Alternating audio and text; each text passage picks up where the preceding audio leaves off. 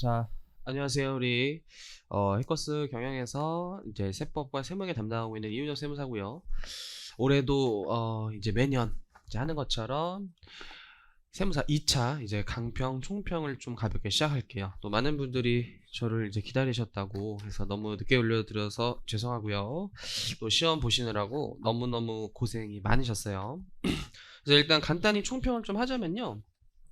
우리 시험장에서 풀 때는 그렇게 막 어렵게 느껴지진 않았을 거예요. 일단 그 이유가 첫 번째로 특수주제 법인세에서 흔히 말하는 이제 특수주제가 올해는 사실상 뭐 중간인합세액 정도 이제 출제가 되었는데, 상대적으로 뭐 합병, 분할 연결, 뭐 이제 미완료 소득 이런 주제와 비교해 봤을 때는 또 중간인합세액이 쉬운 난이도에 속하기 때문에 이제 풀 때는 크게 어려운 느낌은 없었어요. 또 소득세도 뭐 금융, 근로, 양도인데 양도도 이제 부담부증여가 무난하게 이제 출제가 되었고요. 또 부가가치세도 물론 뭐 신고서 양식이 좀 쪼개서 나왔지만 자료 자체가 또 엄청은 많지 않았기 때문에 이제 풀 때 난이도는 무난했다. 근데 막상 까보면 이제 막상 채점을 해봤을 때는 의외로 높은 점수를 맞기는 쉽지 않았다. 뭐 이렇게 좀 평가할 수 있을 것 같아요. 왜냐 중간중간에 이제 함정 요소들이 워낙 우리 세무액의 특성상 많은 편인데 올해도 이제 역시나였고요. 또 어떤 자료 해석, 단서 지문 이런 거를 또 꼼꼼히 잘 못 읽었을 때에는 뭐 이제 실수할 이제 건덕지들이 굉장히 많았어요. 뭐 그런 점으로 봤을 때는요, 꽤 높은 점수를 맞기는 어려웠으나 체감 난이도상으로는 엄청 어렵진 않았을 거예요. 근데 이제 시험 경험이 좀 적은 첫 동차생분들은 아마 시험장에서 시간이 굉장히 부족했을 수도 있어요.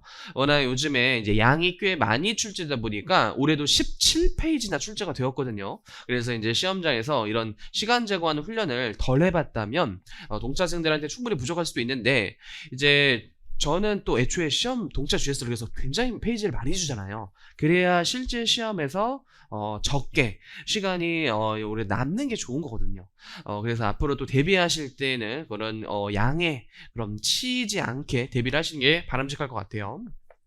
근데 이제 출제 경향 자체가 기존 기출과 굉장히 흡사했던 자료표 그런 것들이 굉장히 좀 많았었어요. 대부분이. 그래서 약간 신유형이라고 볼 수 있는 것들은 없었으나 그 기존 기출을 조금씩 변형해서 막상 이건 처음 보는 건데 이거 책에서 봤는데 뭐였지? 뭐 이런 어떤 포인트들이 꽤 있었다. 그래서 이제 앞으로 또 대비를 하실 때에는 여러분들이 그 기존 기출을 잘 일단 습득을 하되 그 안에서 출제되지 않은 것들을 항상 잘 찾아내시는 게 중요해요, 공부할 때. 그리고 올해는 또 이제 굉장히 좀 좋은 방향으로 출제했던 건 답을 모두 답안 양식을 쓰는 것이 아니라 그 답안의 번호의 답만 적도록 굉장히 수험생의 이제 답안지 쓰는 걸 배려하기도 했고요. 또 역으로 출제원들이 칼체를 하게끔 출제한 경향이 있어요. 이거는 굉장히 이제 바람직한 출제 경향이라고 보이고요. 마지막으로 아쉬웠던 부분은 우리 세율이, 소득세 세율이 바뀌었잖아요. 근데 이걸 뭐 의도해서 냈는지 실수로 냈는지는 사실 정확히 모르지만 개인적으로는 저는 출제 미스, 실수였다고 보여요. 그래서 작년 세율표를 출제해서 약간의 미스가 있었던 것 같고, 또 출제사 이거는 강평 때 이제 뒤에 강평 때 자세히 설명드리겠지만 조금 표현들이 아쉬웠던 것들이 있지 않았나. 근데 이거는 매년 어쨌든 세무회계라는 과목에서 발생하는 부분이기는 해요. 그래서 채점할 때 또 어떻게 채점이 될지 모르겠지만 조금 너무 이제 애석한 표현들, 그런 것들은 복수정답 처리가 거의 되었기 때문에 그런 것도 좀 있을 수 있는 그런 부분이 있는 것 같아요. 그래서 구체적으로 큰 난이도를 보면 우리 법인세 같은 경우에 중간인합세과 토지대장 양도소득은요, 사실 공부하신 분들한테는 어렵지 않았어요. 공부하신 분들한테는. 근데 뒷주제여서 혹시 이제 좀 이제 대비가 안 돼 있을 수도 있고요. 그 다음에 감가상각비가 2개, 손상변경, 지급이자 이거 자체가 이제 무난하게 좀 출제된 편이에요. 굉장히 1번 자체는 전반적으로 난이도는 한 중 정도라고 볼 수 있겠네요. 아니면 중하. 굉장히 좀 낮은 편이었는데 우리 2번이 보통 특수주제가 출제됐는데 올해는 이제 기부금이란 대손충당금이 크게 좀 난이도가 좀 크게 출제했어요. 그래서 이게 하나 틀리면 또 쭉 틀리는 형태로 출제됐기 때문에 그래도 이거는 난이도가 높은 편이었다. 이거 상위라고 좀 볼 수 있고요. 그다음에 소득세 같은 경우에는 금융, 근로기타, 소득세액공제, 양도소득이 있는데 금융소득은 아무래도 또 하나 틀리면은 쭉 틀리게 하는 포인트들이 있잖아요. 그래서 그걸 잘 맞추냐 안 맞추냐 싸움인 어떤 주제에서 그래도 뭐 엄청 어렵게 출제되지 않은 것 같고요. 그 다음에 근로기타는 좀 쉬웠어요. 사실 근로기타는 자료도 적었고 뭐 어떤 신유형 같은 건 크게 없었고요. 이제 소득공제, 세액공제는 왜냐면 기본공제 이런 건 굉장히 쉬웠어요. 뭐 자녀세액공제 이런 건 쉬웠는데 아무래도 이제 교육비 세액공제랑 그 이제 킬링 벌스였던 또 연금계좌세액공제가 좀 굉장히 좀 어떻게 보면은 색다르게 좀 신선하게 이제 출제를 하면서 난이도를 높이지 않나 생각이 들고요. 근데 또 부담부 중에도 굉장히 쉽게 그냥 공부를 하시느라면 너무 쉽게 나와가지고 소득세도 전반적으로는 중의 난이도였던 것 같아요. 중의 난이도. 그리고 부가세도 이제 매출세 종합, 매입세 종합 나왔는데요. 특이하게도 올해는 겸용사업자가 거의 이건 역대 기출 최초지 않나. 겸용사업자가 출제가 안 됐어요. 참고로. 그리고 언제까지 간이가세제를 내는지 좀 의구심인데 어쨌든 간이가세제가 또 나왔죠. 간이가 또 나왔는데 간이가세제가 좀 어려웠어요. 간이가세제가 어떻게 보면 제일 어려웠어요. 그래서 매출세, 매입세액은 그냥 무난하게 출제했지만 이 신고서에 또 정확히 넣는 것은 막 쉬운 일은 아니에요. 그래서 이것도 전반적으로 4번 자체의 난이도는 중이지 않았나. 그래서 올해 전반적인 난이도는 그냥 중보다 좀 높은. 그래서 근데 실수 포인트나 하나 틀리면 점수가 와르르 무너지는 형태들이 있기 때문에 체감 난이도보다 점수는 고득점 맞기는 힘들다. 이런 평가가 그래서 이루어진 것 같아요. 참고로. 그래서 혹시 이제 앞으로 좀 대비하시는 분들은요. 일단은 기출문제부터 항상 마스터하라고 제가 누누이 강조하잖아요. 그죠? 기출문제랑 비슷하게 일단 잘 나오기 때문에 그 많은 주제를 짧은 기간 안에 우리가 내 걸로 체화하려면 기출을 마스터하고 근데 기출만 마스터하면 안 된다고 했죠. 이렇게 간이가세자 다 본 거고 뭐 중간연합세액도 본 거고 뭐 안에서 뭐 다 본 자료지만 그 안에서 항상 새로운 표현과 새로운 내용들은 추가돼요. 근데 그건 다 대부분 법에 근거한 내용들을 출제하기 때문에 이제 추가적으로 공부는 이론서를 통해서 항상 해설보다는 이론서를 통해서 이렇게 왔다리 갔다리 하는 작업을 반복하시면 그만으로도 80점 이상을 맞을 수가 있어요. 근데 그게 결코 쉬운 일은 아니고요. 그리고 이 다음에 이제 기출과 유사한 모의고사로 시간 재서 푸는 훈련 하셔야 돼요. 왜냐면 기출만 이제 풀면요 여러분들이 기출을 외우게 돼요. 정답과 어떤 함정 이런 것들을 몸으로 외워버려서 외운 느낌으로 푼단 말이에요. 근데 이제 실제 시험에선 처음 보는 문제를 마주했을 때 새로운 실수, 새로운 포인트 이런 거에서 분명히 틀리게 될 거예요. 근데 그걸 최대한 덜 틀리고자 유사한 모의고사, 우리 보통 학원계에서는 뭐 동차 GS, 유해 2, 3기 이런 것들을 반드시 좀 시간 재고 푸는 훈련을 하셔야 돼요. 그래야지만 시간 속에서 빨리 풀다 보면 실수도 하고 그렇잖아요. 그래서 요 작업까지 꼭 이제 하시면서 시간 안에 빠르고 정확하게 푸는 훈련까지 이제 하셔야지만 회투 고득점을 맞을 수 있지 않나 이런 생각이 들어요. 이제 제일 순위는 기출과 이론을 꼼꼼히 하자. 이론을 더욱더 좀 디테일하게 하셔야 돼요. 흔히 좀 지엽적인 포인트들이 어떻게 보면 늘고 있다고 해야 되나? 그건 좀 수험생한테 안 좋은 어떤 방향성이기도 한데 워낙 우리 세무사 준비생들이 많아지기도 했고요. 이제 웬만한 기출문제를 그대로 냈을 때는 수험생들이 너무 잘 봐가지고 막 이렇게 법에 어쨌든 구탱이에 있는 올해 같은 경우에 막 초등학생 교복 뭐 이런 것도 출제를 하게 된단 말이죠. 그죠? 그게 뭐 합격하는데 큰 대세는 미치지 않더라도 맞추면 좋잖아요, 일단. 그래서 좀 더 이론을 꼼꼼히 하는 그런 습관 들이는 게 좋을 것 같아요. 그래서 곧바로 이제 강평을 한번 진행을 해볼게요. 우리 문제 1번에 법인세부터 볼 텐데요. 뭐 단선 한번 읽어보시고, 뭐 중소기업이 아닌이라는 표현은 좀 중요했었어요. 중소기업 아닌. 그래서 중간연합세액을 물어봤는데, 물음 첫 번째는 우리 토지 등 양도소득 물어봤어요. 그래서 이거는 이미 우리 한 20년도인가? 그 인건비 문제랑 나왔던 그런 포인트랑 굉장히 비슷하죠. 또 그 전에 났나? 19년도에. 그래서 우리 작년에 토지등 양도소득인데 등기된 비사토 중요하죠. 등기된 비사토 세율을 결정지어요. 그리고 얼마에 파셨냐면 우리 10억에 팔았고요. 매입가의 550. 요 우리 그때 그 기출에서 한번 낚였었잖아요. 우리 원래 판매 수수료 같은 부대 비용은 공제 안 하는데 매입 부대 비용은 자산의 취득원가 성격으로 포함되기 때문에 우리 이제 양도 당시의 장부가액은 550에서 30을 더하세요. 그러면은 요게 420이 나와가지고 벌써 토지된 양도소득 420. 그리고 세율은 등기 친 비사토는 10%죠. 미등기 40, 뭐 별장 주택은 20인데 이제 비사토는 여전히 10. 그래서 4,200만 원. 그래서 요게 1번 답이고요. 요게 2번 답 이런 식으로 이제 원 단위로 답은 항상 우리 원 단위로 좀 웬만하면 적으시라고 했었죠. 이건 굉장히 쉬웠고요. 그 다음에 두 번째가 조금 개인적으로 저는 아쉬웠던 부분인데, 왜냐면 이제 교수님 입장에서는 칼체를 위해서 이런 표를 준 것 같아요. 그래서 이제 직전 사업연도 산출세액에 의한 중간연합세액을 1에서 4 제시하시온데, 우리 사실 산출세액이라는 표현에 중간연합세액이거든요. 우리 잠깐 조문을 가져왔을 때 확정된 산출세 괄호에 가산세 포함, 토지 등 양도소득법인세 제외, 미완료 소득에 대한 법인세 제외, 이런 식으로 나온 법조문을 응용해서 낸 것 같아요. 근데 실제 신고서 양식에는요, 산출세, 가산세 이런 거를 좀 따로 적도록 되어 있어요. 그래서 이제 이제 대부분 수험생들이 또 가산세를 빼서 적은 분들이 종종 있더라고요. 근데 어쨌든 법조문에 근거해서 낸 거니까 오류로 보기는 어렵지만 굳이 이렇게 표현 자체가 막 이제 가산세 포함 제외로 정답이 바뀌는 것은 좀 개인적으로 아쉽지 않았나, 뭐 이런 생각이 좀 개인적으로 들고요. 어쨌든 그 법조문의 근거에서 출제 의도로 보면 첫 번째 7천만 원에서 가산세 500을 더한 75를 이 답안에 맞는 상출세액으로 표현을 한 거고요. 두 번째가 이제 공제감면세액은 여기 700만 원이 그냥 그대로 있어요. 그리고 이제 기납부세액은 원천세와 수시부가세액 6 더하기 8, 그래서 14.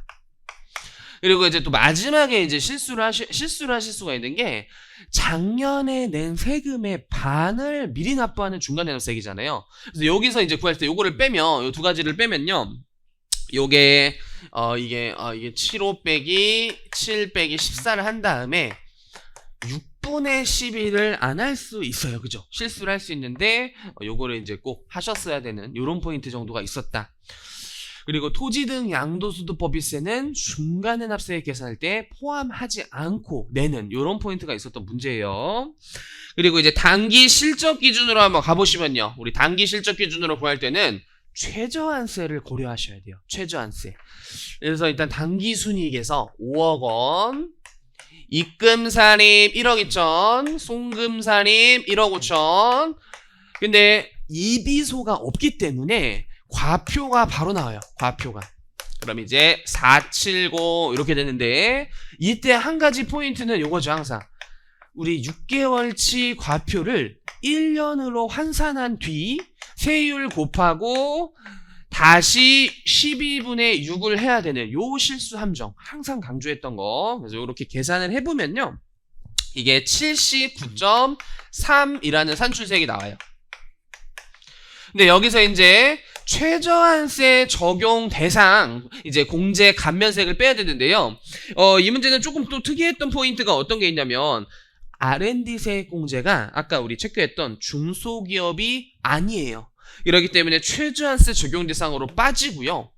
보통은 이제 최저한세 적용 대상을 하나 주면 나머지는 최저한세 대상이 아닌 걸 많이 주잖아요. 근데 우리 고용창투자세액 공제도 최저한세 적용 대상이죠. 그래서 여기 조용창투자세액 공제까지 이렇게 차감을 하면 감면 후 세액이라는 게 이제 빠져가지고 3,930만 원이 나오고요. 여기에 이제 위에서 어떻게 뭐 비과세나 송금산입된 금액이 없기 때문에 감면정가표 그대로고요.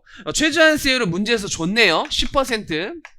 그래서 47 이렇게 비교해서 큰 최저한세를 내도록 되어 있어요. 네, 이제 정답에서 감면후세액도 물어봤고요, 최저한세도 물어봤고요. 마지막으로 이제 중간연합세액 구할 때 우리 앞쪽에 중간연합 기간에 발생했던 원천세와 수시부가세액이 또 있네요.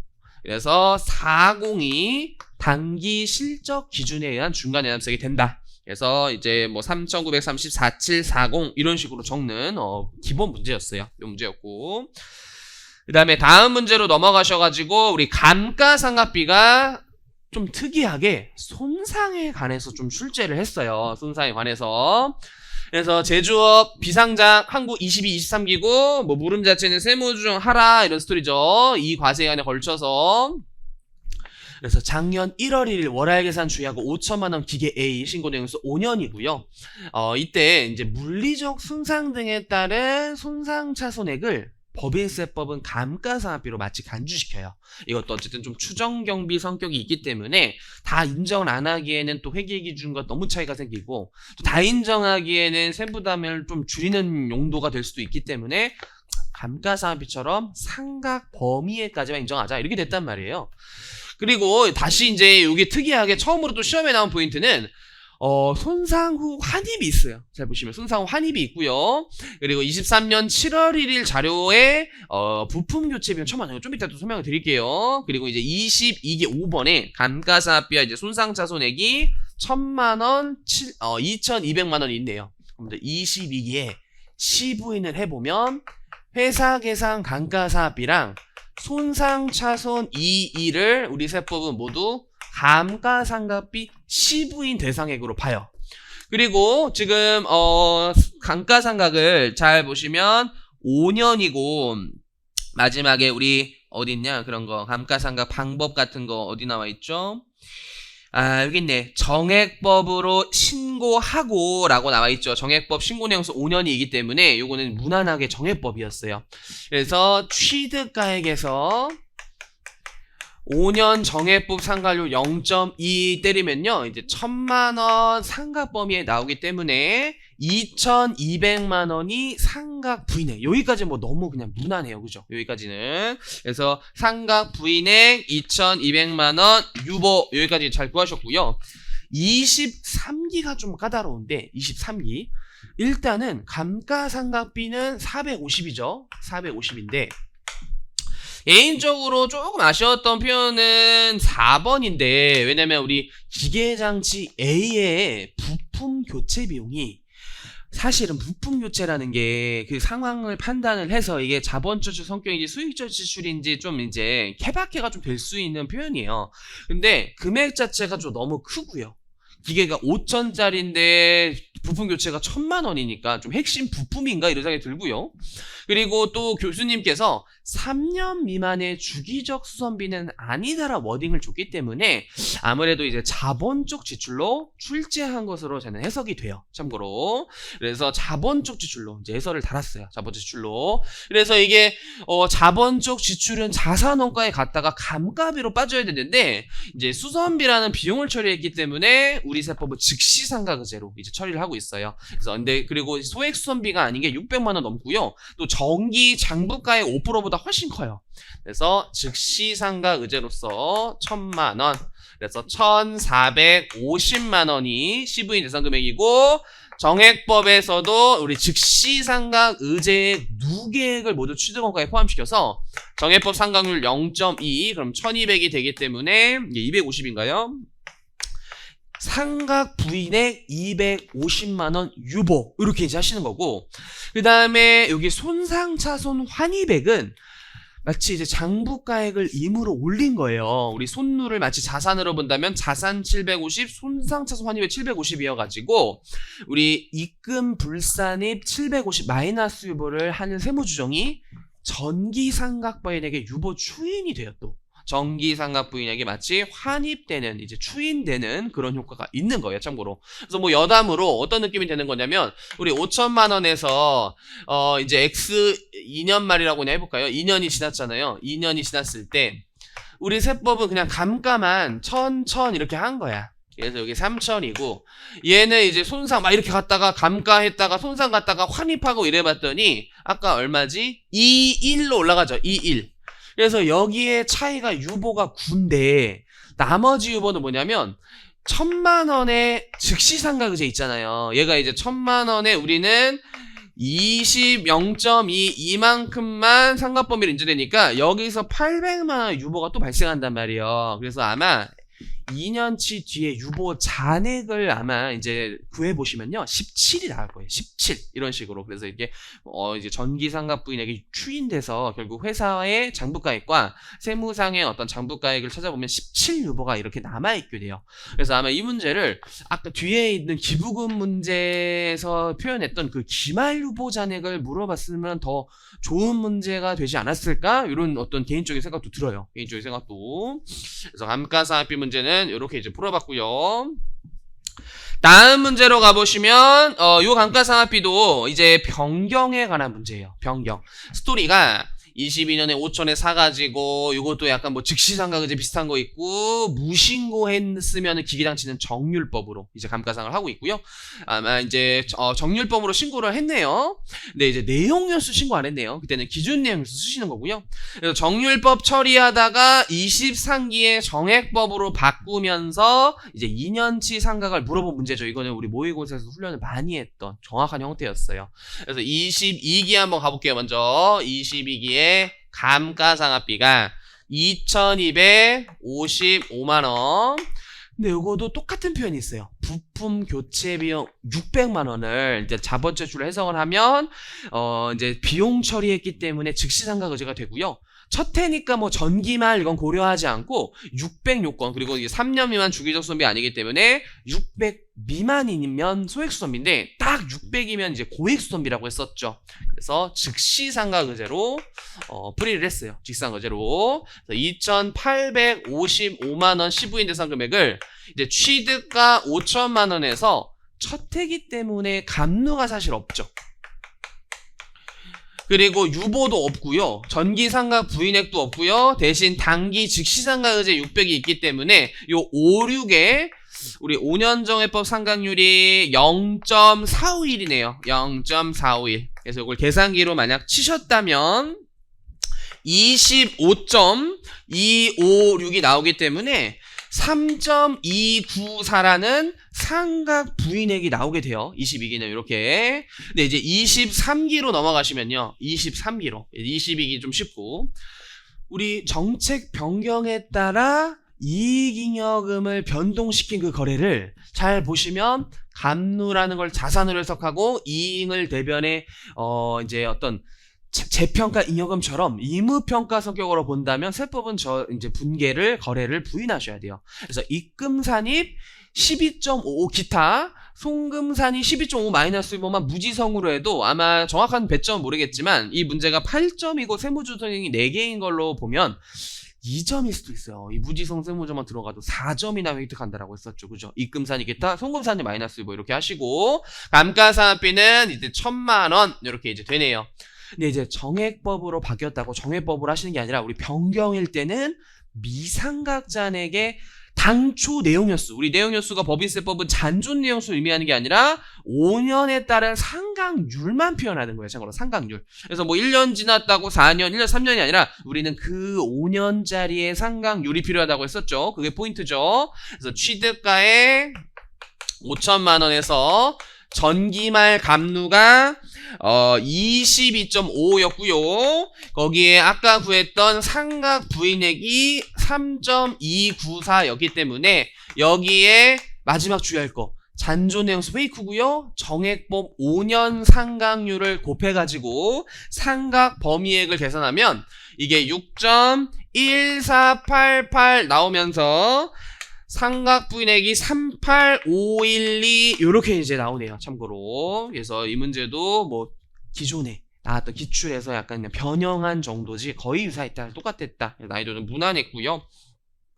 마지막으로 1번에서 어떻게 보면 가장 쉬웠던 문제는 자료 4번이었던 것 같아요. 그래서 중소기업 체크하셔야 되고 중소기업 시험장에서는 이런 거 잘 봐야 되죠. 그 다음에 뭐 영리내용본 물음에서 세무조항하라 그랬는데 지급이자하고 허무하게도 인정이자는 없어요. 그냥 지급이자 선고일사님만 물어봤죠. 그래서 아주 또 주어가는 채권자 불명사채는 원천세는 기타 사유출, 나머지는 대표자 상여 이런 식으로 하는 거 뭐 풀이할 가치도 없죠. 너무 쉬워서. 이제 선순위 부인되고 남은 요 7천만 원 중 업무무관 자산이나 가지급금 관련된 이자를 회사의 비생산적 자금 활용이다 라고 하면서 규제하잖아요. 그래서 이 7천만원 곱하기 2와 대응되는 차입금 적수 191-625-00000 그리고 작년에 업무무관 땅을 시가 1억짜리를 특수관계인으로부터 1억 2천에 매입을 해서 고가 매입을 했죠. 부당이산부인 시가 초과액을 포함해서 규제를 하라고 했었어요. 왜냐하면 이건 업무의 비생산적 자금 활용을 규제하는 것이기 때문에 시가 초과액의 돈이 나간 부분을 규제하는 거잖아요. 그래서 1억 2천 곱하기 단기말 보유하고 있으니까 올해 보유일수 365일이고요. 3번에 우리 그래도 가지급금으로 보면 너무 회사한테 큰 불이익이 될 수도 있는 어떤 불가피한 상황 속에서 나오는 그런 가지급금 또는 직원의 복리후생적 성격의 가지급금들은 규제 대상에서 제외시켜주죠.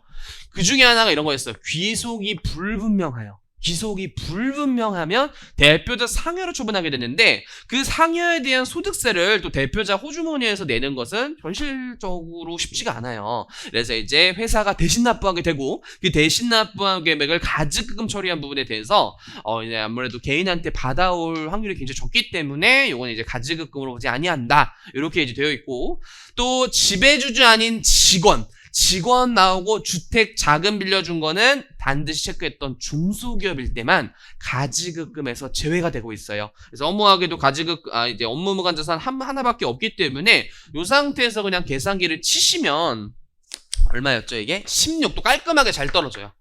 그래서 송금 불산입 1,600만원 기타 사유출 소득처분까지 완벽하게 이제 해주셨으면 되고요. 자, 1번 풀이를 해봤고요. 2번이 이제 긴장해야 돼. 이제 2번 이제 기부금 대손 충당금이었죠. 근데 기부금이 문제를 보시면은 이제 왁구 사이즈를 흔히 싹 봐야 돼. 이제 기말 유보잔의 차가감에 기부금 찾으면서 한도 초과액이 중간에 단서가 없잖아요.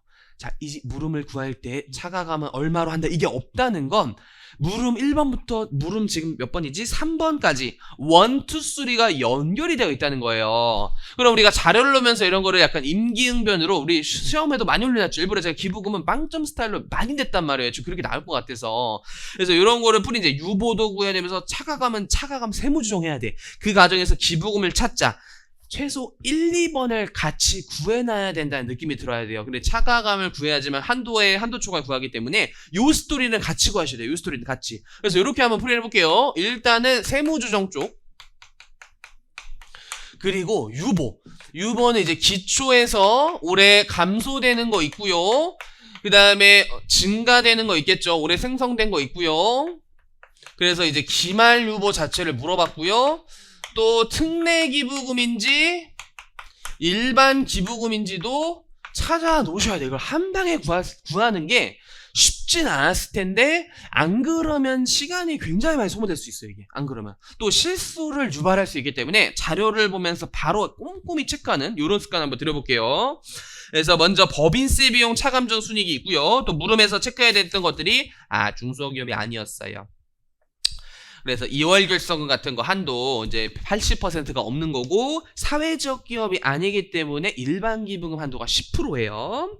뭐 이런 단서가 있었고요. 먼저 이렇게 한번 해볼게요. 이제 손익계산서 기부금에서 대학교 연구비는 시교 장년 특례 기부금인데 600만 원 중 600만 원을 주기로 약속을 했는데 올해는 200만 줬죠. 우리 기부금의 귀속 시기가 지출한 시점이 현금주이기 때문에 지출한 200만 원은 바로 이렇게 특례 기부금에 넣어주시고요. 나머지 금액은 미지급금으로 이제 처리를 하셨기 때문에 요거는 이제 차변의 기부금 대변의 미지급금으로 한 거잖아요. 세법은 올해 기부금이 아니에요. 돈이 지출될 때 기부금이니까 나머지 400만 원은 잘 보시면 이게 입금산이 송금불산이 같이 있는 거고 이게 송금산이 입금불산이 같이 있는 거예요. 송금불산이 400만 원 유보 꽂아 넣으면서 유보죠. 이게 또 미지급 기부금이 유보. 이 유보 올해 증가액에도 넣어주시는 시험장에서는 한글까지 다 쓸 시간은 없잖아요. 미지급 기부금 이거 쓰면 좋지만 시간이 많이 소모될 거 아니에요. 그래서 이렇게 이제 한번 해볼게요.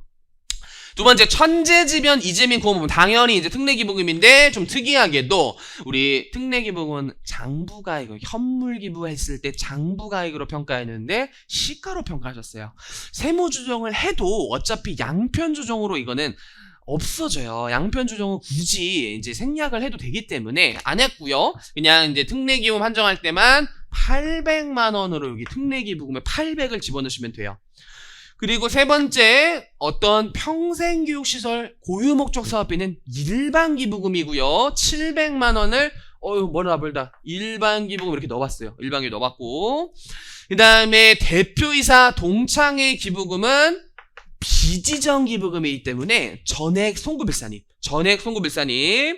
그리고 작년 말 자적을 유보잔액이 나와 있는데 기계장치 A 30만원 그럼 여기 기초에다가 기계장치 A 30만원 유보 미수수입 마이너스 60만원 그리고 미지급 기부금 70만원 요렇게 일단 세팅을 해놓고요. 보통 추인하는 스토리가 가지겠죠. 근데 여기서 먼저 미수수입 자료 보면은 우리 1년 만기 정기예금 이자를 기간경과 비율에 따라 회계하게 발생주의로 미수이자 처리한 게 세법은 원천징수 같은 문제에 있어서 복잡해지기 때문에 미수이자를 허용 안 하잖아요. 원천징수 대상은. 그래서 입금불산이 마이너스가 됐었던 거고요.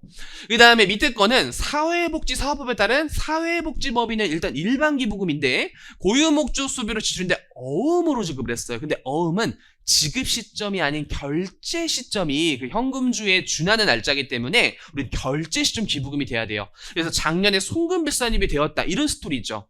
그때 23기 추가 세무조정 관련 사항에서 이렇게 잘 쫓아야죠. 기계장치 A를 양도한 거야.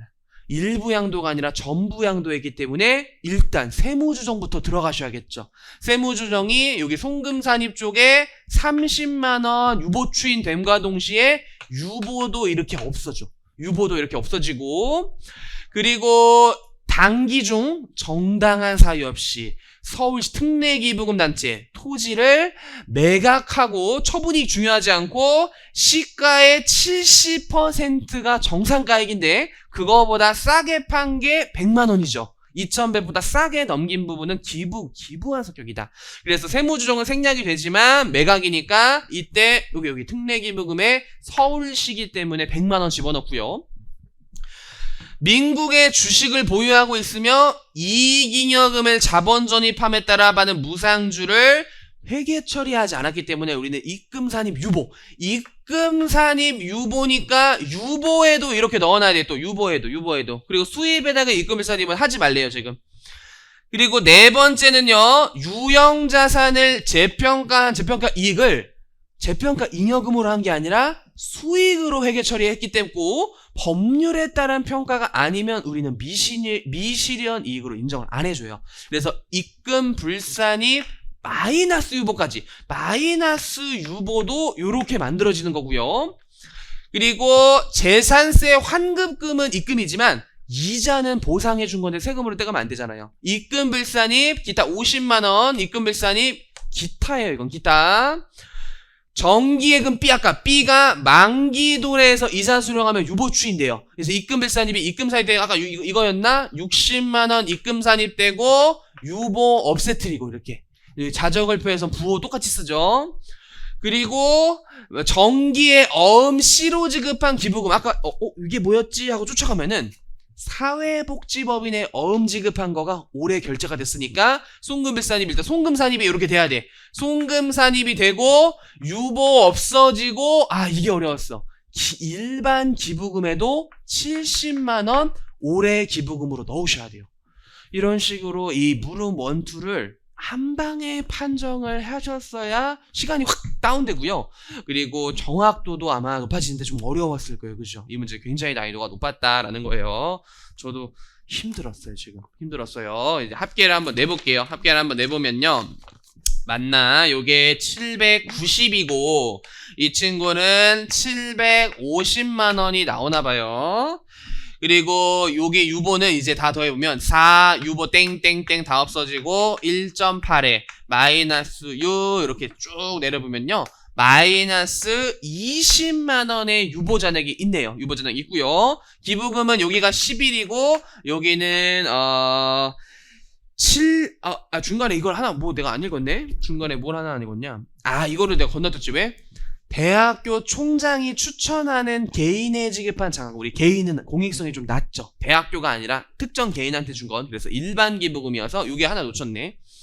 여기 300만 원이 하나 있었네요. 일반 기부금이. 그래서 여기가 10.7 이렇게 돼가지고 지금 물음 1, 2까지 구해봤고요. 마지막 이제 요 차가감 소득 금액에서 이 입금산이 합계와 송금산이 합계를 차감하면요. 이제 차감하면 이제 아까 이제 법인세 세전순이익이 얼마였죠? 8호.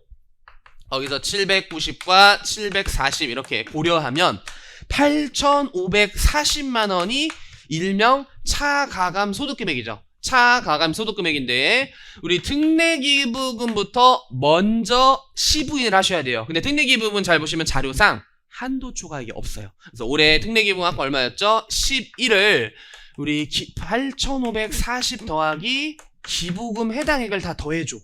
기부금 해당액을 다 더해주면 기준소득금액이라는 게 나오죠. 원래 이게 기준소득금액. 그래서 이게 얼마냐면 기준소득금액이 107.1이고 여기에 2월 결손금을 빼셔야 돼요. 2월 결손금. 아까 우리 중소기업이 아니면 회생 아니야 했는데 다행히도 한도에 걸리지가 않더라고. 한도에 걸리지 않아가지고 그냥 이제 한도 안 걸리는 거 알니까 2월 결손금 빼서 77.1이 한도의 기준금액 정도라고 표현할게요. 한도의 기준금액 정확한 명칭 없죠. 그래서 77.1 곱하기 50%면은 한도 내 금액이야. 어차피 물음에서도 물어보지 않았어. 근데 일반 기부금을 위한 빌드업이었죠. 일반 기부금은 전기 2월 한도 초과액이 있는 게 작년에 넘어온 거야. 우리 작년에. 그래서 당연히 2월이 되고요. 170만 원 단기에 지출한 1,070만 원 전기부터 넣으셔야 돼요. 전기부터. 이때 요 77.1에서 특례기부금 송금 인정액인 10일을 차감한 뒤 사회적 기업 아니었기 때문에 10% 한도가 마지막 물음 3의 첫 번째 답이고요. 그럼 요게 6.6일이야. 6.6일. 그래서 전기 거 이제 세모전 집어넣으면 단기 한도액은 1.7을 차감한 4.9일로 쪼그라들고요. 요 1,070만 원을 4.9일 내에서만 송금이 정하기 때문에 나머지 579만 원이 한도 초과액. 마지막 답이네요. 이제 일반 기부 한도 초과액 물어본 거 맞죠? 네, 그래서 6.61, 5.79 이런 식으로 나와가지고 사실 이제 하나하나 오면은 어려운 건 없었으나 이게 자료가 너무 크고 또 위에서 하나 실수하면 밑에서 틀려버리기 때문에 이런 문제들은 또 긴장되는 시험장 수수 풀기에는 난이도가 높은 문제예요. 난이도가 높은 문제. 대손 충당금으로 또 넘어가 볼게요. 대손 충당금. 요거는 세무사 19년도 문제랑 좀 유사해요. 그죠? 자료나 그런 방식 자체가, 표현 방식 자체가. 그래서 우리 대손 충당금 틀은 이렇게 했었죠. 기초 채권에서 대손된 거 있고요. 또 이제 회수되면서 유보 추인될 수도 있고요. 결국 기말에 얼마의 채권이 남아있는지를 장부상 금액에서 채권 유보들을 반영한 뒤 세무상 금액으로 전환시켜야 돼요. 그래서 여기도 이제 중소기업이라는 단서 체크해 보시고요. 일단 전기 유보부터 출발하네요. 기말 잔액과 단기 처리 잔액이 있는데 일단 A의 외상 매출금 1,200만 원이 기초에 있어요. 근데 이제 밑에를 봐보시면 A의 대손부인된 채권 중 260을 단기 중 회수해서 대충으로 증가시켰는데 이거는 우리 송금 불산입된 채권의 회수기 때문에 입금 불산입이 이렇게 되는 거죠. 입금 불산입 유보추인이 되고 있고요. 90만 원은 올해 민사조정법에 따른 조정으로 회수를 하셨는데 우리 결산조정상은 원래 장부상 계상해야 인정되잖아요. 그러나 우리 정기에 부인된 거는 이미 장부상 기록을 한 상태에서 정기에 올해 또 기록을 할 수 없어요. 따라서 이건 영영뭐 그럼 송금을 이제 못 받냐라는 불합리함이 좀 있을 수 있어서 귀속시기 도래하면 송금으로 추인되죠. 그래서 90만 원은 이렇게 대송금으로 인정이 되고 있다는 거 이렇게 이제 했고요. B의 외상 매출금 소멸시효 완성, 즉 작년에 소멸시효가 완성됐는데 회계가 장부에 처리하지 않고 3월 달에 신고준으로 넣으신 거예요. 그래서 이거는 B라고 할게요. B 마이너스 300만 원의 유보가 있었고 아직 밑에서는 뭐 자료가 안 보여요. 세 번째 받을 어음 대소무, 이건 받을 어음이라고 써보죠. 받을 어음 800만 원은요 밑으로 갔을 때 작년에 부도가 발생했고요. 근데 이제 6개월이 지나지 않았기 때문에 작년에 송금 불산입이 됐죠. 근데 올해 6월 15일에 특이하게도 보통은 이 스토리가 그냥 6개월 지나서 송금으로 추인됐는데 요거는 회수를 했어요 또. 근데 수익으로 또 처리했어. 대선충당금이 아니라 수익 처리해도 어차피 입금 불산이 마이너스 유보로서 회수로 유보가 추인되는 효과가 있어요. 회수로. 그리고 대선충당금 한도 초과액은 이 자료에선 필요가 없네요. 또 이 무릎에서는. 그리고 올해 또 특이했던 점은 대손충당금 T계정을 직접 주지 않고 이렇게 그냥 계정의 증감을 표시해가지고 직접 좀 T계정을 구하도록 출제했죠. 참고로 예를 들어 우리 기초가 900만 원이고요. 기초가 900이고 회계적 센스를 물어봤어요. 단기 상계, 대손충당금과 상계된 내역이 500만 원이고 그 다음에 상각채권이 회수돼서 아까 요거지 요거 회수돼서 대충 늘린 거 260 그리고 단기에 추가로 설정한 금액이 아마 이제 보충법에 의해서 250을 설정하셨어요. 그럼 대차 평균에 맞춰서 우리 대변이 부채니까 대변이 1410만 원이고요. 그럼 차변도 1410만 원이 돼야 돼서 기말의 대손충당금은 910을 찾아야 돼요. 우리가 왜 찾아야 되죠?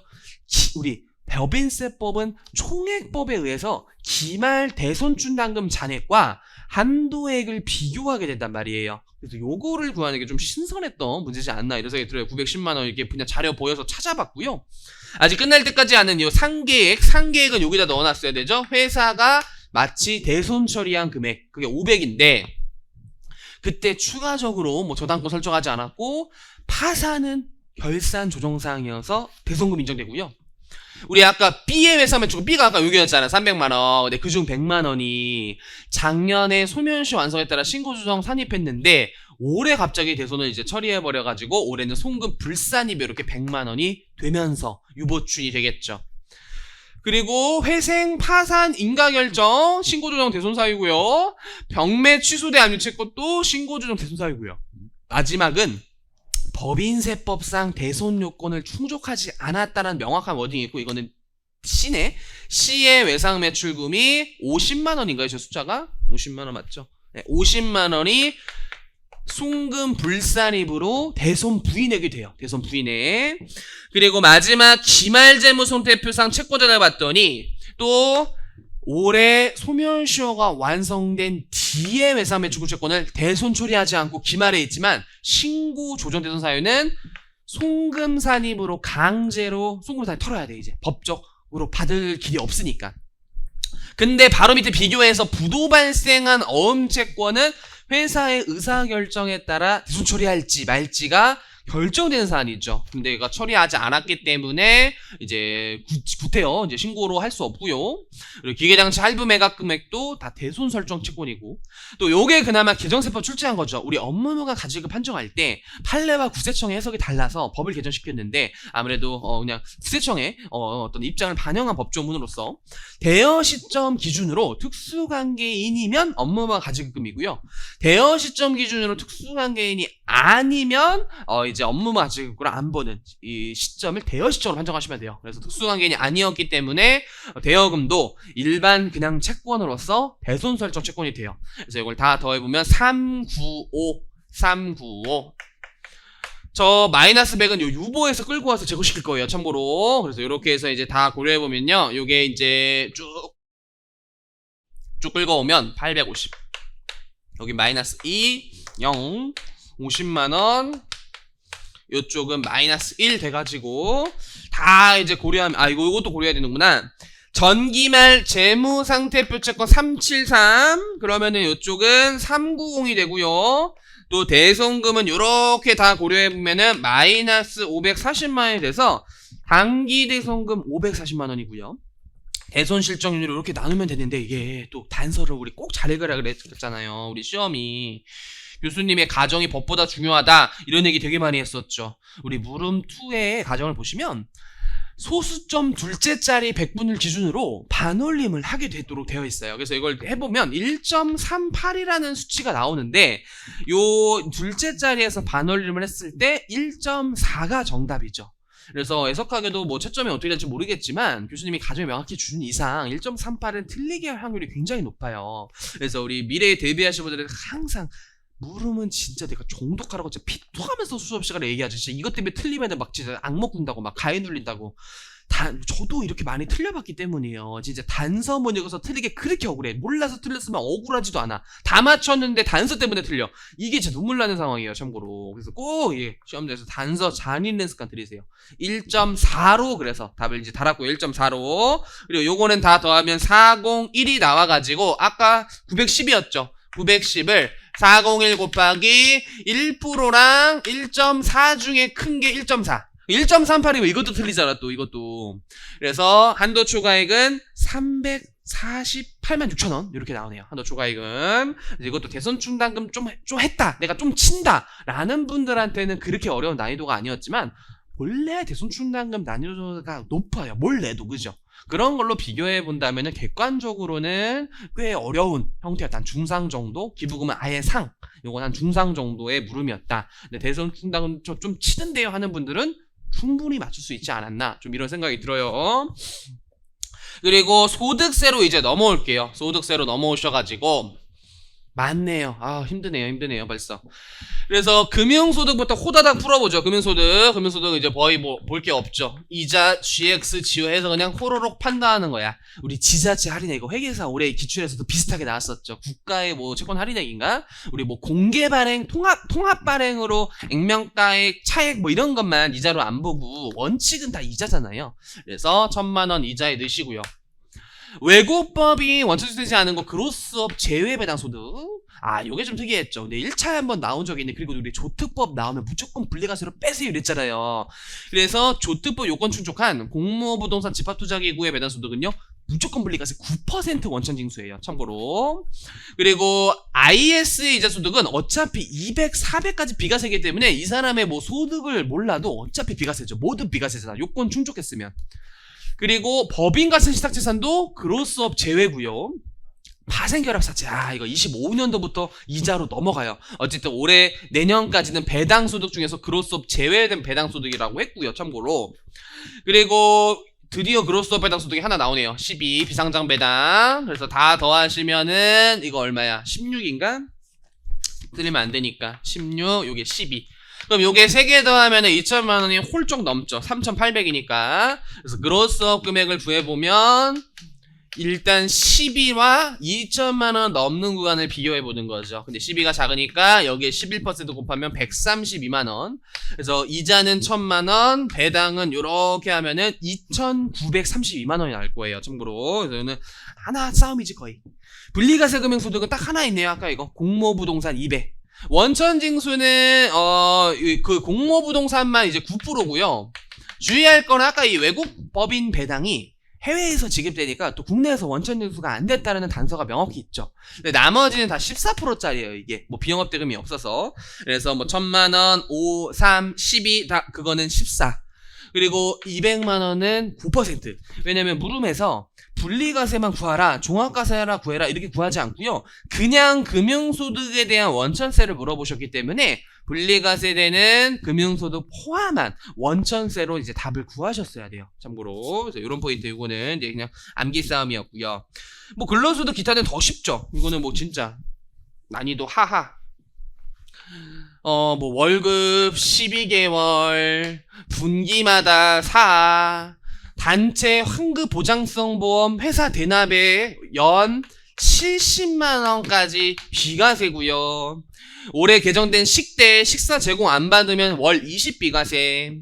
자녀보육수당 우리 내년도부터 20으로 오를 예정이에요. 참고로 이게 03년도에 만들어진 10만원 규정이 너무 오래됐다, 물가를 반영하지 못했다라고 하면서, 그래서 좀 쉽지 않나?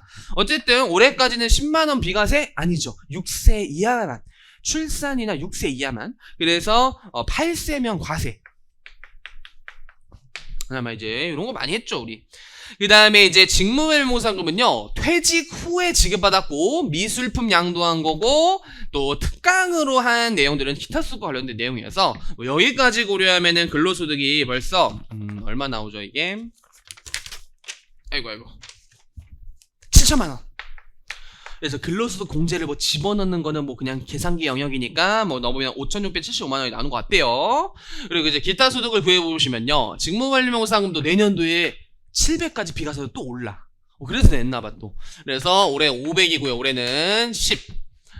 요게 그나마 페이크였던 게 미술관에 양도하면 비과세죠. 뭐 읽을 필요가 없어. 미술관, 박물관에 양도하면 비과세 또는 뭐 문화재로 지정받으면 비과세인데 이게 시험장에서 또 잘 안 읽었나봐요. 그냥 이게 미술품 양도 뭐 이렇게 읽은 것 같아. 관자를. 그래서 막 열심히 그 원천세를 구해서 틀린 분들이 있더라고. 참고로. 어차피 요거는 이제 종합과세 대상이 아니라 무조건 물리과세지만 원천세가 하나 날아갈 수 있어요. 아쉽게도. 근데 비과세였고요.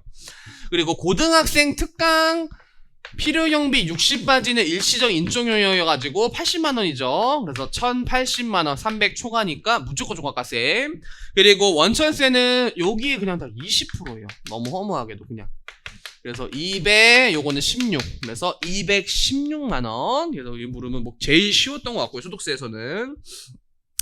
그리고 소득공제, 세액공제로 넘어가시는데 소득공제도 너무 쉬워서 후다닥 볼게요. 일단 본인 되고요. 배우자 500 이하니까 되고요. 어머님은 경로자 공제도 받을 수 있어요. 20살 이하 고등학생, 20살 이하 초딩인데 장애인 공제도 받을 수 있어요. 그래서 5명이니까 150 곱하기 5 추가공제 합 300해서 750, 300 이런 건 뭐 껌이었고요. 근데 요 뒤에가 이제 조금씩 어려울 수 있는 자녀세 공제는 쉽죠. 8세 이상 자녀로서 기본공제 대상자로 세면 2명이에요. 그래서 15에서 30만 원이고요. 30만 원.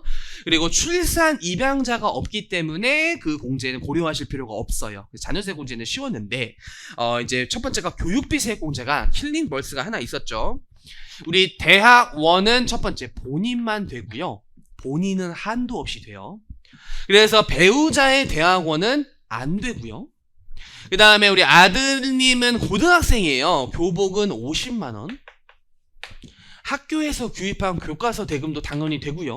사설 학원 안 되죠. 이건 미취학 아동만 해주고 있고 현장 체험 학습비는 30만원까지 공제가 되기 때문에 100만원이 300만원 내의 금액이에요. 그래서 되고요. 마지막 요 교복이 좀 킬링이었죠. 초등학생은 교복이 의무가 아니에요. 그래서 중고딩만 교복이 된다라고 교육비 세액 공제에서 이게 설명을 드렸던 내용인데 그게 진짜 나올 줄은 몰랐어요. 사실 저도 중고딩만 되는 거 좀 주의하고 들어가세요 했는데 우리 잘 맞추셨죠 우리 여러분들. 그래서 안 되고 장애인 특수교육비가 다시 한번 뭐 지원받은 금액 없고요. 한도 없이 공지되는 금액이죠.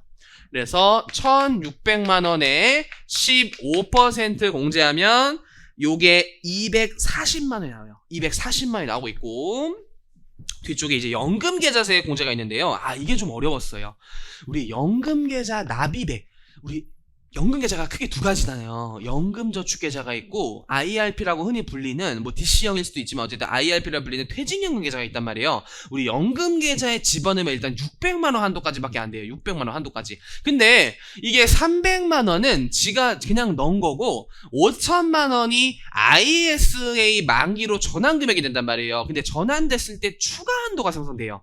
그래서 일단은 연금계좌에 집어넣은 금액은 연금계좌에 집어는 5,300만원을 올해 개정돼서 600만원 한도로 해주는데 여기에 퇴직연금계좌에 추가납이 500을 했다면 이제 요 6이랑 5를 더한 12를 900만원 한도가 그래도 좀 생성돼요. 한도가. 그래서 일단 한도 900에 걸려서 9인데 여기에 이제 ISA 전환금액은 다시 전환금액의 10%를 300만원 한도로 추가 혜택을 해주기 때문에 최대 지금 12까지 최대 공제받을 수 있는 게 10이야. 그래서 사실 1200 그래서 여기에 또 이 사람 소득을 앞에 구해보면은 종합소득 금액이 4,500 초과자예요. 근로소득만 있다면 5겠지만 이 사람이 기타 소득도 있었기 때문에 4호 초과자여서 12%를 적용받게 돼요. 그래서 이게 계산기로 쳐보면은 144만 원이 나오는데 이게 전환 금액이 있는 케이스가 또 이렇게 시험에 나온 적은 처음이어서 이거는 아마 많이 틀렸을 거로 판정이 돼요. 저도 이게 전환 금액 있었을 때 좀 모호해서 홈택스에 직접 넣어보니까 이제 올해는 아직 반영이 안 되지만 작년 어쨌든 기준으로 넣어보니까 요게 이렇게 추가 한도로 공제가 되는 거예요. 추가 한도로 공제되는 거 참고로. 그래서 여기에 일단 포함시켜서 600 내 금액이고 추가 한도로 이렇게 공제가 되는 그런 소리. 최대 1200이 이렇게 한도로서 이제 공제가 되더라고. 공제 되게 엄청 이제 큰 거죠. 어떻게 보면. 요거 좀 어려웠다. 난이도가 굉장히 높았다. 그래서 이제 소득세가 아직 하나 남았구나. 우리 부담부 증여 양도세 이것도 정확히 적중했죠. 제가 양도가 하나 나오면 일단 부담부 증여 꼭 보세요 했는데 나왔고요. 대신 이게 출제 오류 같아요. 올해 소득세 세율이 1400까지 6 1400초가 5000까지 15 하면서 여기가 다 바뀌어요. 이게 84만원 1400 이런 식으로 쭉 바뀌잖아요. 이게 684인가? 뭐 이런 식으로 쫙 바뀌는데 작년 세율표를 준 게 페이크였다? 사실 그런 페이크를 잘 주지 않을 것 같고요. 개인적으로는 그냥 출제 실수였다고 보여요. 그래서 굉장히 아쉬운 부분이고요. 그래서 아마 이 자료로 푸셔도 저는 정답 처리할 것 같고요. 혹시 진짜 간혹 실무진들이 이 세율 여기 아까 보면 세율표가 굉장히 높아요. 아마 이 구간이 적용될 것 같아요. 8,800초가 1억 5천 이하 구간이 적용되는데 혹시 이걸 외우셔서 들어가신 분들이 올해 세율표를 적용해서 풀었다. 그것도 저는 맞게 해줘야 된다라고 보여요. 분명히 그것도 이거는 두 개 다 정답 처리해줘야 되지 않나 출제기간이. 이건 설마 페이크로 되진 않았을 것이다. 설마 작년 세율표를 주고 올해 세율표 심지어 이 높은 구간을 외워서 풀라고 했다? 물음표예요, 물음표. 사실 그러지 않았을 것이다. 그냥 저도 이제 문제를 제작하다 보면은 이 세율표 같은 거를 매번 입력하는 게 어려우니까 예전에 만들었던 문제에서 자료를 넣어놓으면서 깜빡하는 실수를 할 때가 실제 있어요. 뭐 그런 과정에서 생긴 해프닝이지 않았나. 근데 그래도 1년에 한 번 있는 세무사 2차 시험에서 좀 이제 교정 다른 분들이 이렇게 엄밀히 검토를 하면서 세율표가 잘못됐네요. 이렇게 한 번씩 검검을 보통을 하는데 그렇게 안 된 게 저는 굉장히 아쉬웠다라고 보여요. 왜냐면 세율표를 외운 분들한테는 이게 실제 시험에서 페이크였나? 올해 걸로 해야 되는 거 아니야. 올해 나 하필 외운 거야. 올해 내가 외웠는데 그걸로 해야 되나? 작년 걸로 해야 되나? 이런 생각 자체가 든 게 아쉽다는 거죠. 그죠? 채점이 나중에 복수 정답으로 들어가도 거기서 시간을 뺏기게 한 그 오류의 상황이 아쉬운 거잖아요, 사실은. 그래서 이런 포인트는 좀 아쉬웠다. 이런 생각이 들어요. 그래서 부담부 증여 문제 자체는 너무 쉬웠어요. 우리 양도가액이. 근데 우리 부담부 증여 실제 시험에는 이 세무사 2차 기준으로는 처음 나온 거예요. 그래서 제가 부담부 증여 놀랍게도 아직까지 시험에 나온 적이 없어요. 부담부 증여가 나오면 나올 거예요 라고 했던 게 진짜 나왔죠. 그래서 우리 양도가액은 증여한 자산 중에서 채무 인수액인 30%만큼만 양도로 보고 있고요. 이게 실제 시가로도 평가가 되었기 때문에 실지거래가액이 돼요. 그리고 여기는 또 실제 취득가액이 있어요 또. 그래서 5억도 30%만큼만 취득가액으로 인정받고요. 기타 필요 경비가 또 있어요. 그냥 너무 쉽게 5천만원 곱하기 30% 15. 그래서 양도 차익이 참고로 135. 거기서 장기 보유 특별공제도 아주 친절하게 다 줬죠. 그래서 여기 뭐 취득일자부터 양도일가까지 잘 세면은 8년인가 봐요. 8년 이상. 그래서 2 곱하기 8에서 16%니까 이렇게 이제 공제하면 2,160만 원이고. 그래서 양도소득 금액 나온 다음에 다른 양도자산 없으니까 기본공제 빼가지고 110.9 그리고 문제의 세율. 별도의 뭐 미등기도 아니고요. 뭐 규제대상 자산이 아니기 때문에 기본 세율을 적용하셔야 돼요. 2년 이상 보유했고. 근데 아무래도 그냥 자료에서 제시된 걸로 저는 이제 해설을 달았어요. 근데 출제 미스였다라고 판단이 들고요. 이거는 이제 굉장히 쉬웠다. 그리고 이제 마지막 부가가치세로 한번 넘어가 볼게요. 부가가치세로 한번 마지막 넘어가 볼게요. 그래서 자료 1번은 일반과세자의 3개월치 이제 요 신고서 양식을 작성하는 문제인데 다행히도 이제 번호의 답만 적으시면 돼요. 그래서 이런 것들은 보통 이렇게 보는 게 국룰이죠 또. 약간 괄호식으로 이렇게 뉘어가지고 10%분의 세금 계산서, 10%분의 신가, 10%분의 기타, 0세율의 세금 계산서, 0세율의 기타 이런 식으로 뉘어서 판정하는 거죠. 뭐 이런 것들은 항목이 적을 테니까 저 5가지만이라도 제대로 이렇게 판정을 해서 먼저 옷을 판매하신 국내 판매액은 1010인데 국내 판매액 중 105는 소비자에게 판매하면서 신용카드를 끊으셨어요. 근데 애누리액을 차감하기 전 금액이네요. 애누리를 차감을 하신 공급에 포함하지 않는 항목이고 신용카드 쪽에 이렇게 1억을 반영하세요. 신용카드 쪽. 그리고 나머지 905는 사업자한테 판매하면서 이제 세금 내서 끊었겠죠. 근데 이제 연체이자는 공급과 무관한 성격인데 이게 들어가 있어서 이걸 또 뺀 900 이렇게 900 이렇게 세금 계산 쪽에 집어넣으시고요. 국내 거래니까 10%. 수출이니까 0세율인데 1억 원은 LC에 공급했고요. 우리 3천만원, 7천만원 모두 확정 신고 기한 내 개설이 되었기 때문에 허무하게도 모두 0세율이에요. 근데 우리 국내 거래지만 0세율이 적용되는 거래들은 대부분 세금 계산서 발급 의무가 있어요. 이 거래 자체를 이제 국세청이 관리하고 포착하고 그러고자 0세율 세금계산서 발행하도록 되어 있잖아요. 그래서 1억 원을 0세율 세금 계산서에 발행하셨어야 되고요. 나머지 이제 그 외 그럼 요 5억에서 나머지는 일반 수출액으로 봐서 기타에 집어넣을게요. 기타에 참고로. 그리고 의류 공급과 관련해서 기타 내역이 첫 번째는요. 광고 전시 목적의 반출 제한은 공급의제가 아니고요. 우리 고객의 추첨을 통하여 경품으로 제공한 게 간주 공급으로 가셔야 되는데 세금에서 발급 의무가 없기 때문에 이게 기타로 들어가셔야 돼요. 시가를 기타로 들어가셔야 되고 재난지역에 기부한 행위도 사업상 증여로 과세하지 않기 때문에 포함이 안 돼요.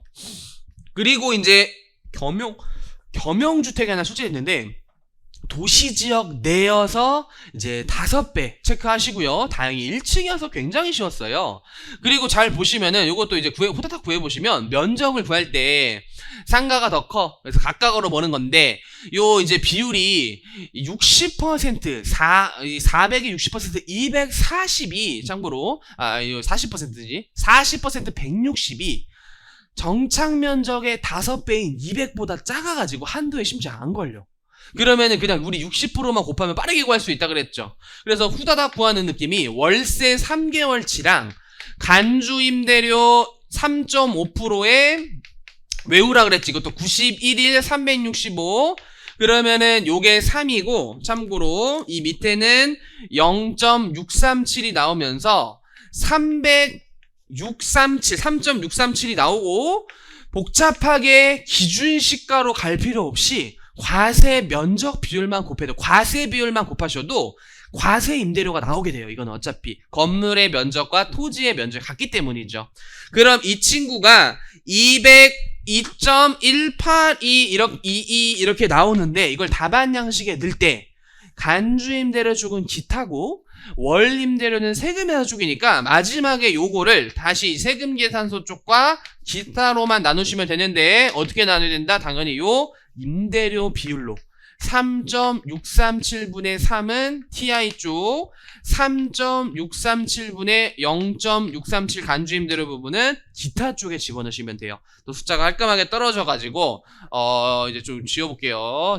요게 180이고 기타가 0.3822 이렇게 나와가지고 이제 합을 다 구하시면 901.8 1억 2.382 1억 4억 이런 식으로 나오네요. 참고로. 그리고 넘어가서 예정신고 누락분을 확정신고 때 지금 반영하려고 하는데 우리 첫 번째 자료는 한국국제협력단의 외국 무상 반출 재화 의류를 공급한 경우에는 0세율이기 때문에 어차피 우리 여기 허무하게도 예정신고는 세액만 물어봤기 때문에 어차피 세액은 0이에요.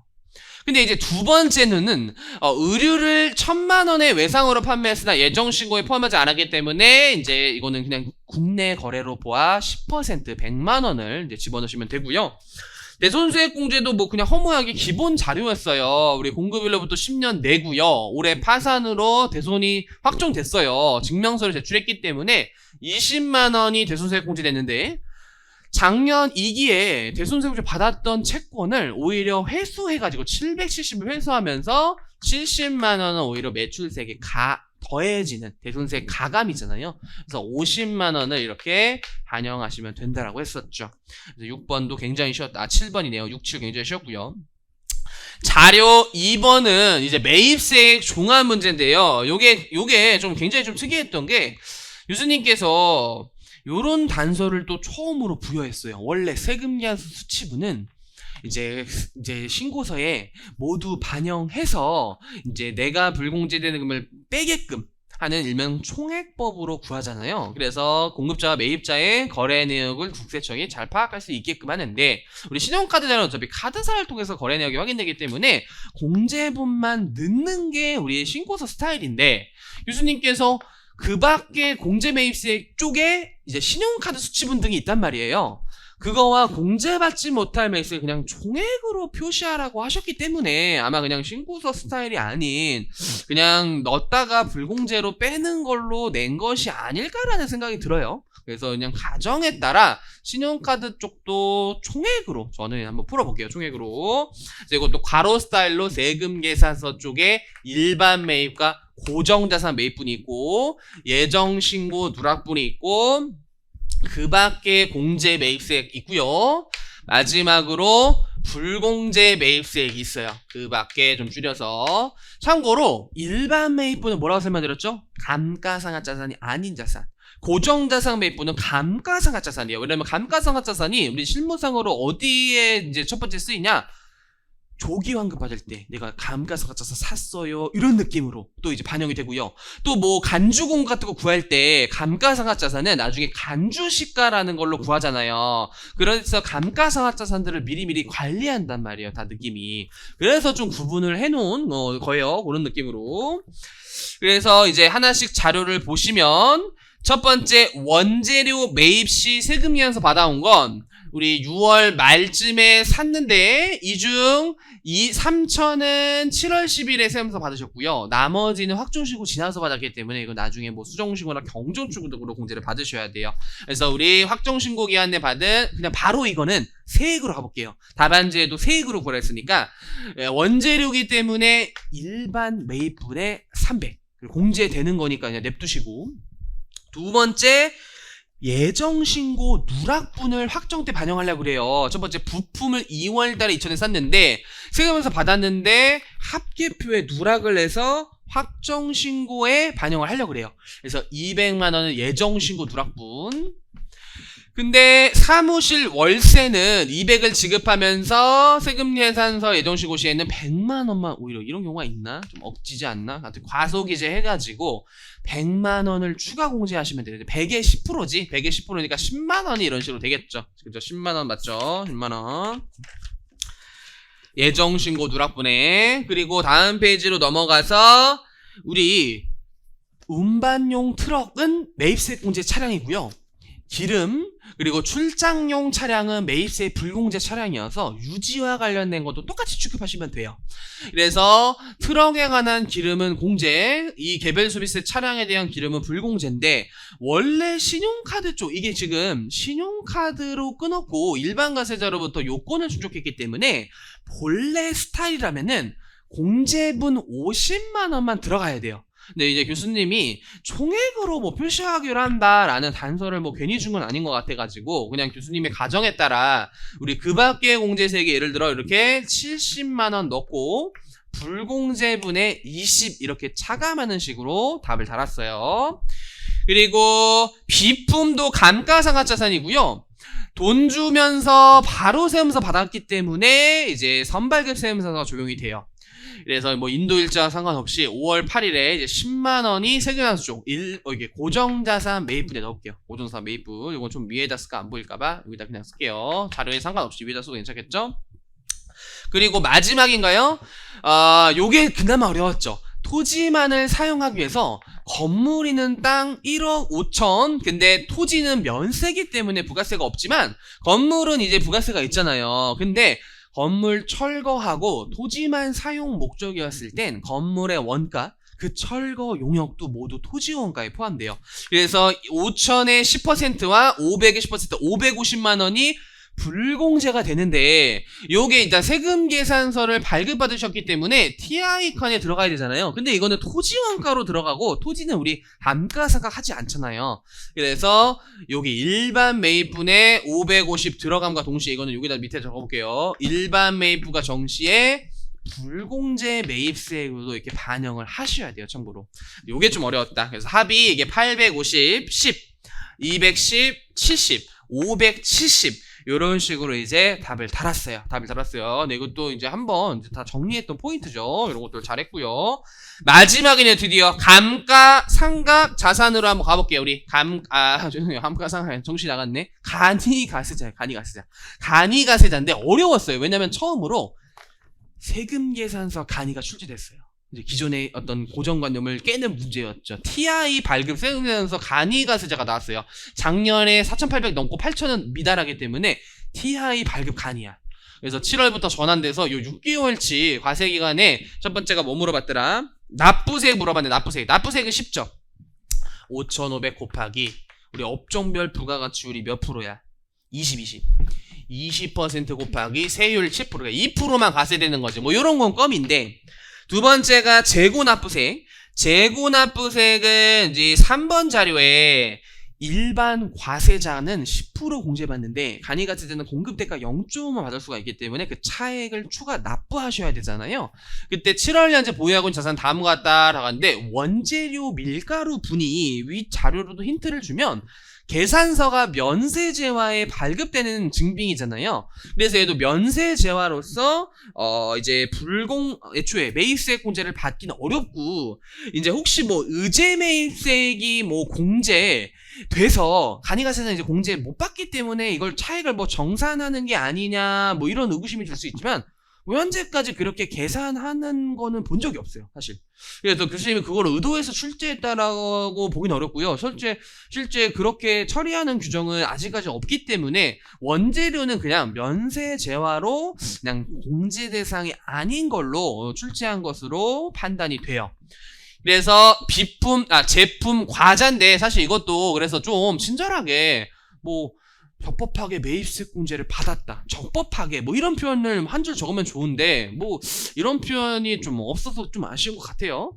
그래서 제품은 우리 재고매입세액 제품 200만원 곱하기 10% 그리고 1-5.5가 그냥 0.94이기 때문에 호다닥 구하는 방법이라고 했고요. 기계장치 같은 경우에도 10% 때린 다음에 감가를 이제 반영해서 25%의 경과된 과세액은 3개가 지나가요. 그리고 0.945 이렇게 해서 이제 계산기로 치시면 이게 1134002 나오고 있어요. 여기까지는 그나마 뭐 무난했다라고 해도 이 두 가지가 특히 어려웠던 것 같은데, 첫 번째 공제세액은 우리가 이제 매입과 관련된 거, 그리고 의제 매입 삭제됐고, 그다음에 전자신고세 공제인데 여기 보면 다 또 전자로 안 했어요. 전자로 안 하셨고, 그다음에 신카 발행세액 공제도 있는데 그 전에 뭐가 있냐면 전송에 관련된 게 최근에 신설됐어요. 이게 일반 가세자 쪽만 도입되고 간이가세자 쪽에 도입이 안 됐어가지고 오히려 법에 미스여서가지고 빨리 개정했어, 바로 다음 해. 그래서 간이가세자도 이제 전자 끊는 간이가 잘 다음날까지 전송하면 건당 200원을 연 100만원 한도로 공제해주는 거를 최근에 개정시켰고 시험에 출제하신 것 같아요.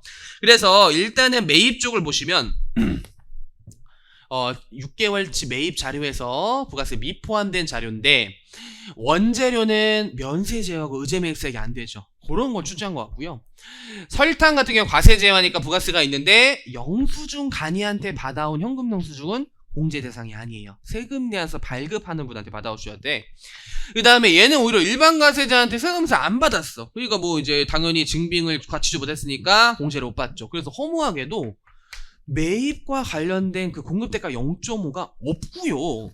그리고 앞쪽으로 가보시면 전자세금 계산서 건수 300건짜리가 간이가세자로서 발급거래에 대해서 전자 끊고 발급명세를 다음 날까지 전송한 부분에 대해서 건당 200원을 연 100만 원 한도로 해주기 때문에 이게 이제 6만 원밖에 안 돼요. 6만 원밖에 참고로. 그래서 이거는 뭐 굉장히 쉬웠고 6만 원 맞죠? 6만 원. 예. 그리고 제가 조금 의구심이 드는 게 이제 요거예요. 신용카드 발행세액공제, 신카 발행세액공제. 마지막까지 가장 어떻게 보면 저는 물음표가 던졌던 게 요 신카 발행세액공제인데, 왜 그러냐, 우리 신용카드 발행세액공제가 원래 두 분이 받을 수 있어요. 주로 최종 소비자를 주 대상으로 하는 사업자로서 법에 쭈르륵 쫓아간 열거된 업종. 두 번째는 이제 4,800 미달하는 간이가세자 또는 신규 간이가세자, 이런 자가 신카 받을 수 있는데, 그럼 이제 이분은 4,800이 넘기 때문에 그 요건의 간이가세자로서는 신카 발행세액을 좀 받고요. 그럼 이제 주로 소비자를 대상으로 하는 업종이었을 때 신용카드 발행세액 공제가 되느냐인데, 거기에는 제조업이 본래 자동차 제조업 말고는 안 돼요. 없어요. 근데 과연 이게 사실 조문을 몇 개 쫓아가야 되고 엄청 세분화된 그 조문까지 판정해서 과연 출제될까? 그리고 실제 열거된 업종이 아니어도 위와 유사한 또 소비자 대상 업종이면 또 돼. 근데 원래 제조업이면은 신가 발행세액 공제가 또 안 돼. 약간 이런 과정까지 교수님이 출제했을까? 이런 그동안의 역사적 통계 경향을 봤을 때, 그래서 아마 출제 경향은 되는 쪽으로 저는 낸 거 같다라는 건데, 엄격하게 법령 해석만 보면 아무리 과자저범이어도 제조업 과자저범은 또 안 되는 쪽으로 해석을 해도 막 틀렸다라고 보긴 저는 어려운 것 같아요. 막 틀렸다. 근데 이거는 충분히 어떤 논란의 여지가 있을 만한 포인트인 것 같아요. 근데 교수님이 별 신경 안 쓰고 그냥 간이가세자고 소비자 대상 업종이니까 신카 발행세액 공제 이렇게 그냥 단순히 낸 걸 수도 있는데, 저는 최대한 뭐 정확하게 다 꼬쪽꼬쪽 찾아가지고 최대한 여러분들 정확히 알려드리고, 논란거리는 실제 이렇게 논란이 되면 작년에도 접대비가 나중에 소송으로 이겨서 복수전답 처리됐어요. 이런 것처럼 최대한 이게 보수적으로 알려드릴 필요가 있다고 저는 생각을 하기 때문에, 요거는 좀 충분히 이제 좀 논란 여지가 있을 수 있어요, 개인적으로. 근데 그냥 출제 의도는 공제로 아마 출제했을 것이다라는 게 제 개인적인 생각이에요, 개인적으로. 그래서 요렇게 이제 두 가지의 합을 곱하면요, 이게 연 1,000만 원 한돈에 들어오니까 2145 나와가지고 요게 6만 원. 그래서 274500이 공제세액으로 또 납부세액을 초과하지 않기 때문에 그냥 이렇게 달았고요. 마지막 또 가산세가 이제 세금 내어서 간이가세자이기 때문에 요 계산서 받은 건 문제 없고요. 또 영수증 간이한테 영수증 받아 현금 영수 받아 문제 없는데, 일반 과세자한테 세금 내어서 안 받은 부분에 대해서는 세금 계산서 미수치 가산세가 적용돼요. 근데 이제 요거는 이제 중요하기 때문에 출제를 한 것 같은데, 특임이 공급 대가, 이 가산세가 공급 대가의 0.5%니까 0.005야. 이게 0.005. 요 수치가 좀 까다로웠어. 그리고 이제 세금 계산서 발급 간이가세자이기 때문에 혹시 영수증 발급분에 대해서 세금세를 끊어야 되는데 안 끊어가 아니냐, 또 이런 의구심이 들 수도 있는데, 그것도 틀린 말은 아닌 것 같아요. 근데 우리 또 소비자 대상으로 하는 간이가세자 특성상 일반 고객들이 오시면 당연히 영수증을 끊게 되잖아요. 그때 세금세 오히려 발급을 할 수가 없고, 이렇게 어떤 세금 계산서 거래인데 안 끊었다, 상대방이 뭐 사업자임에도 세금세 발급하지 않았다, 이런 워딩이 없는 이상 요 영수증 발급분은 미발급 가산세로 출제한 것 같지는 않아요. 제 판단은.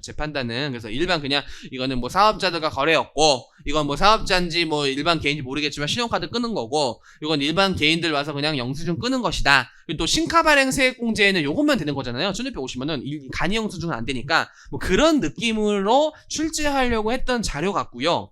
여기에 이제 미발급 가산세가 적용되는지까지는 아마 뭐 비고자의 세금 계산서를 발급하여야에 불구하고 발급하지 않았다, 이러면 가산세가 있겠지만, 이런 표현만으로는 실제도 세금 계산서 발급 의무자로 하더라도 소비자 거래는 다 기타 칸에 들어가기 때문에 영수증 발급분은 저는 가산세를 적지 않았어요, 참고로. 그래서 요렇게 그냥 가산세가 5,500원이 되는 뭐 그런 어떤 해석으로 달았어요, 참고로.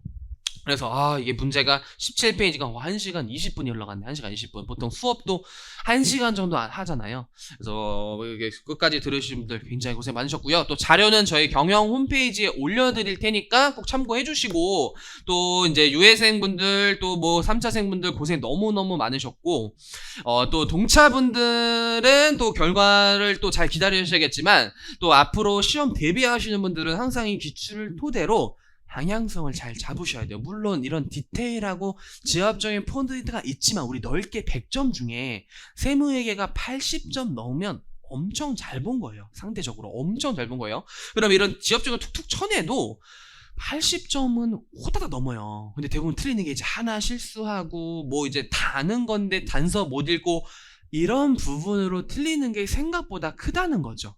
그럼 이걸 어떻게 대비해야 되나? 사실 답은 없지만 많은 훈련. 진짜 뭐 이게 뭐 근데 뭐 교과서만 보고 합격하는 이런 느낌처럼 진짜 그냥 많은 다다익선보다도 한 번 풀 때 제대로 알고 이해해서 푸는 게 전 더 효과적이라고 보고요. 또 시간 재고 시험처럼 훈련하는 모의 훈련. 그리고 시험에 안 나온 포인트를 정확히 기억할 수 있게끔 책을 많이 보는 작업.